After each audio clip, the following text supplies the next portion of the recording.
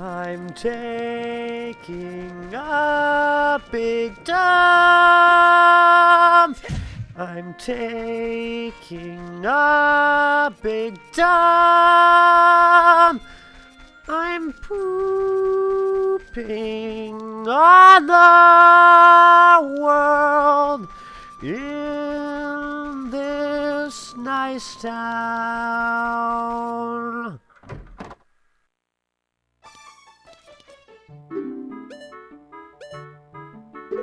Taking a dump right on the toilet. Taking a dump right on this douchebag's face.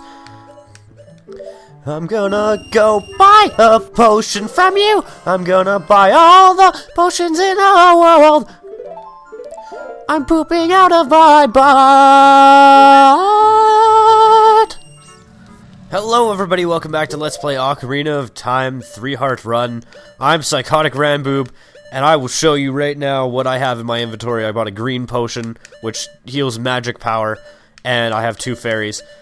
Now, it probably would have been smarter for me to have 3 fairies instead, but, you know, I've always had a problem with magic, and we went through the entire game without losing the Deku Shield, and we only bombed 1 Dodongo.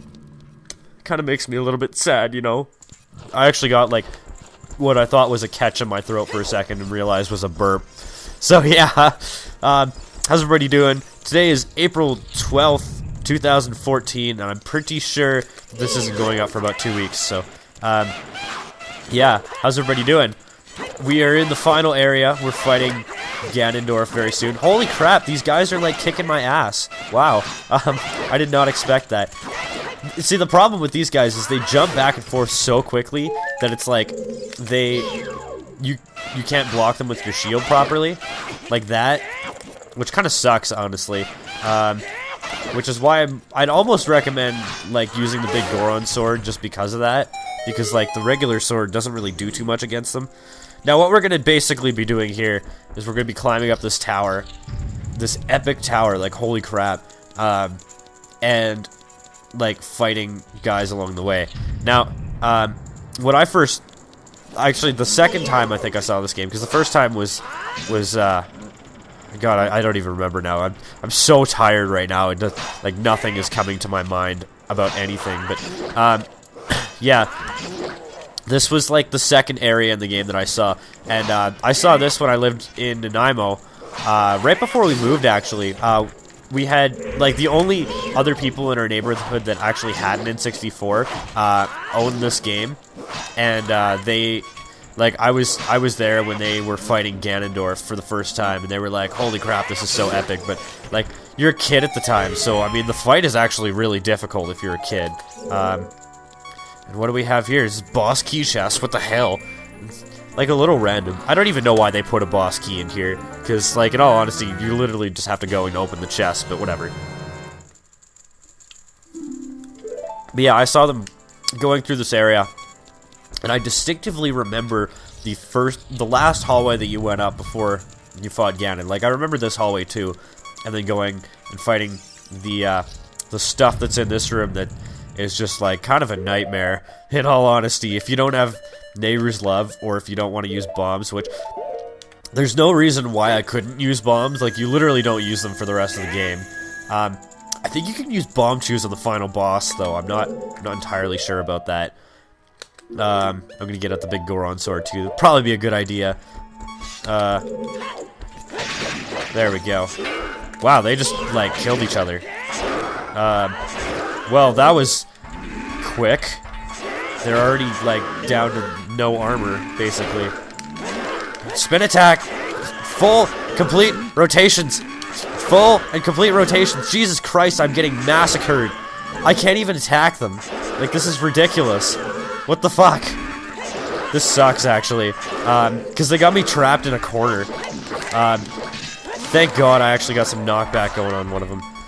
And they're dead. Wow, that was a nightmare right there. I've never had that much trouble with those two. Because usually it's just like, you just jump attack and it's not that bad. But, I mean, that time it was just like, holy crap, I'm getting destroyed here.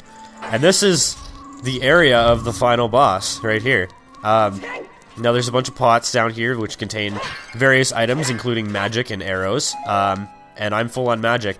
These don't respawn, so don't pick all of them up. I would highly recommend you don't pick all of them up, actually.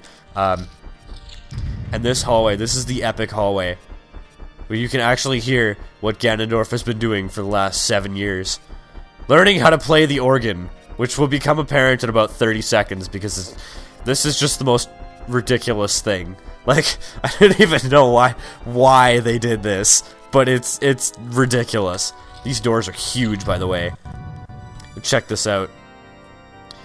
And I think this is so cool that they just continue the music where it stopped when you entered the door, and just sort of keep it going until a certain point. And holy crap, this is like a really epic room. Ganondorf, you must have got a really good construction company to do this, because in all honesty, any construction company I know would not be able to renovate a castle like this to this caliber in 7 years. And those are some good organ playing hands you got there, Ganondorf. Good job. Also got a pretty badass mullet, I'm not gonna lie. Like, I kinda wish I had a mullet like that. I had a mullet in grade 9, and it did not look very good. The Triforce parts are resonating. They're combining into one again. The 2 Triforce parts that I could not capture on that day 7 years ago. I didn't expect they would be hidden within you two. Now I will be able to play the organ better than anyone! And now finally, all the Triforce parts are gathered here.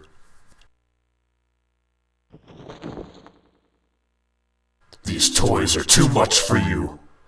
I command you to return them to me, so that I can win all of the organ competitions, and turn the world purple. Kevdog, I can't help you. Because of the waves of darkness, I can't get close. I'm sorry, Kevdog. Well, nobody needed you anyways, Navi.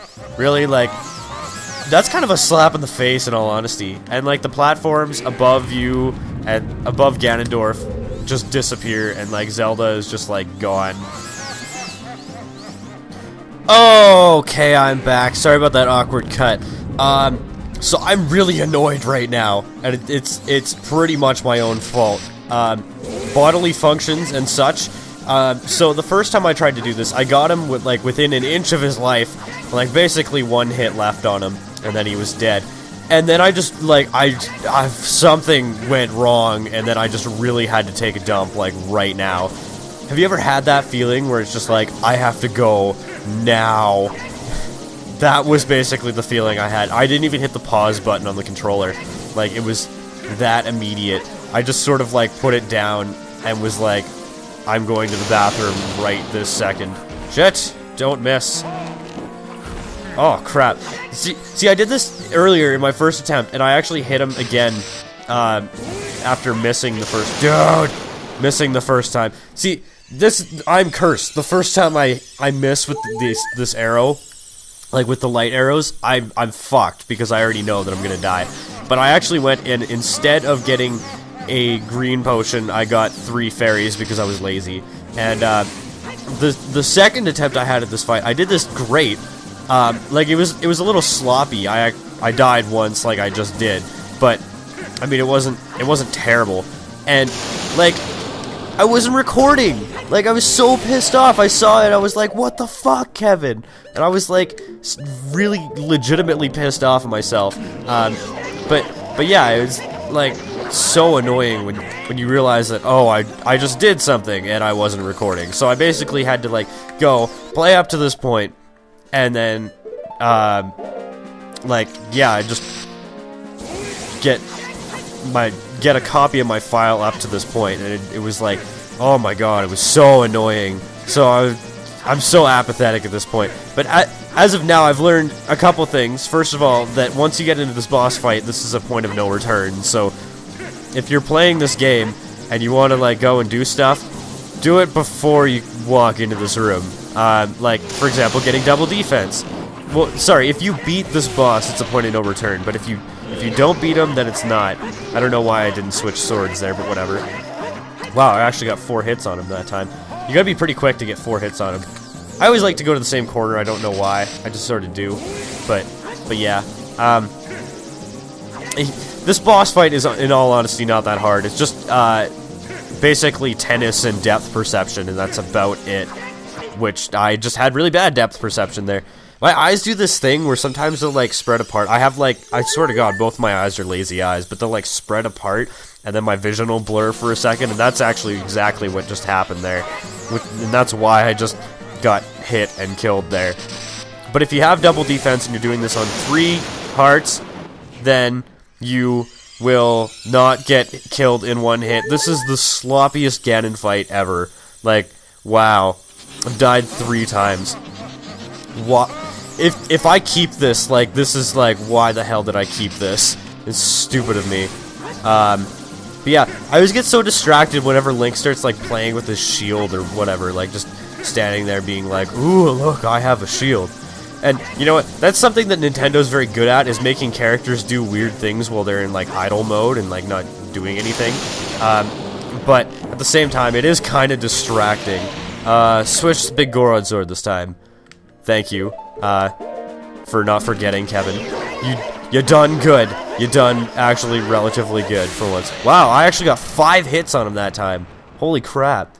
Now he just sort of, like, awkwardly sits there. The great evil King Ganondorf beaten by this kid. Oh, I just threw up my own lungs. Ow, Kev Dog. Now I'm gonna make myself really, really shiny and just sort of like awkwardly texture the walls really poorly.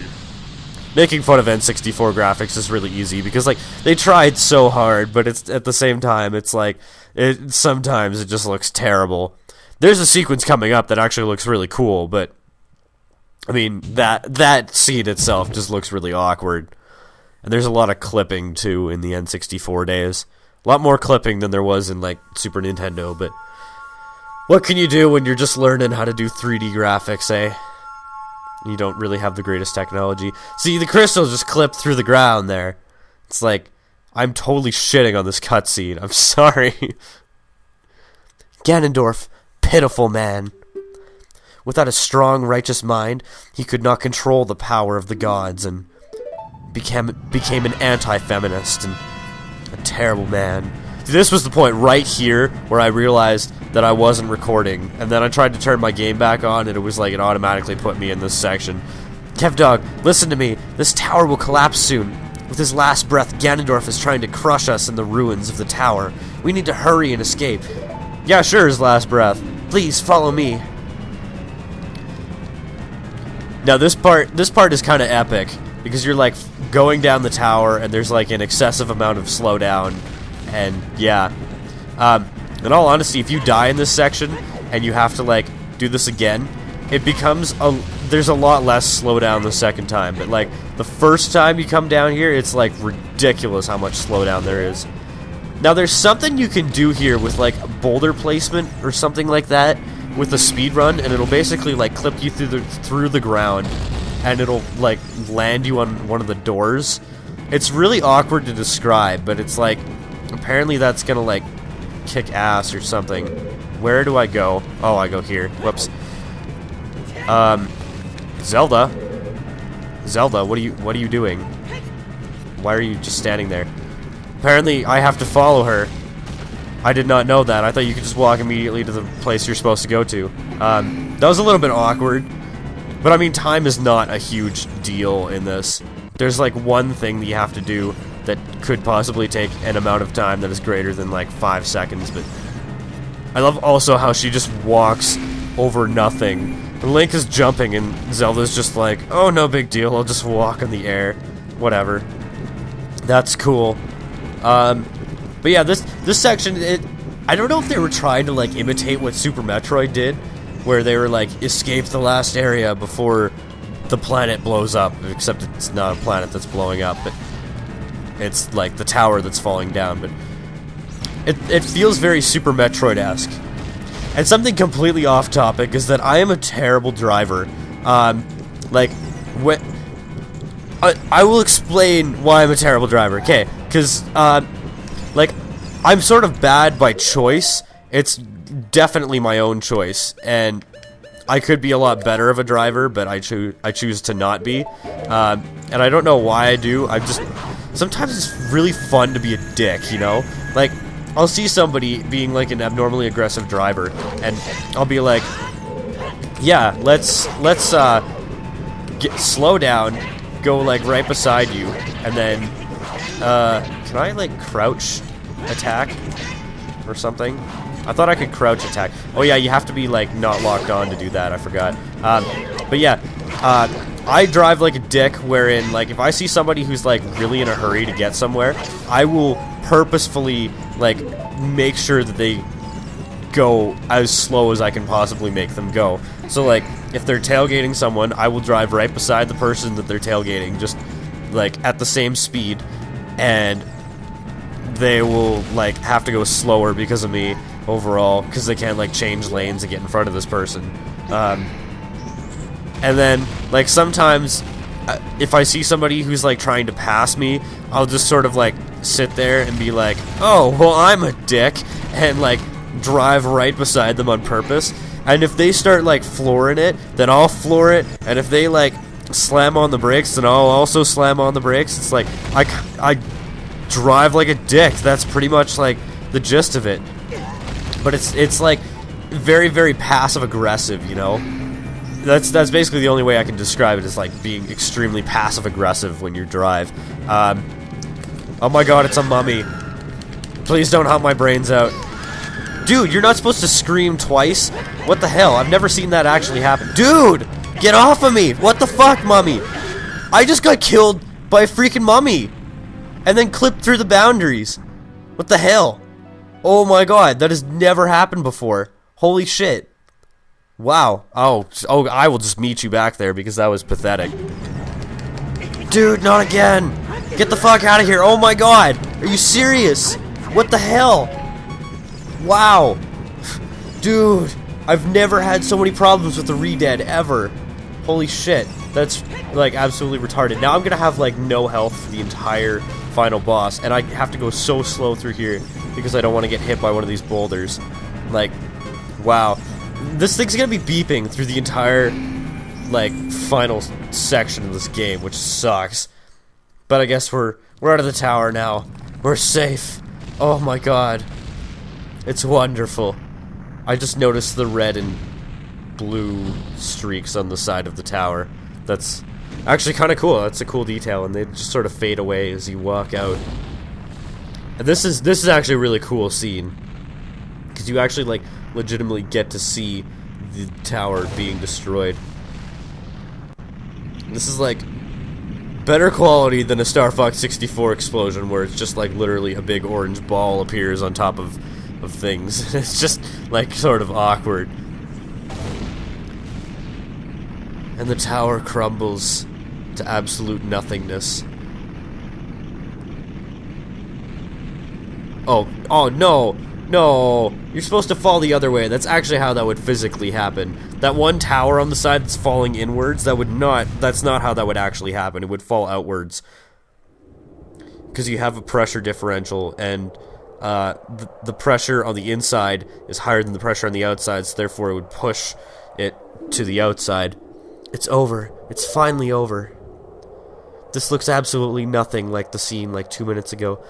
Kevdog, I'm sorry I couldn't help you in the battle before. I'll never forgive you. What the balls?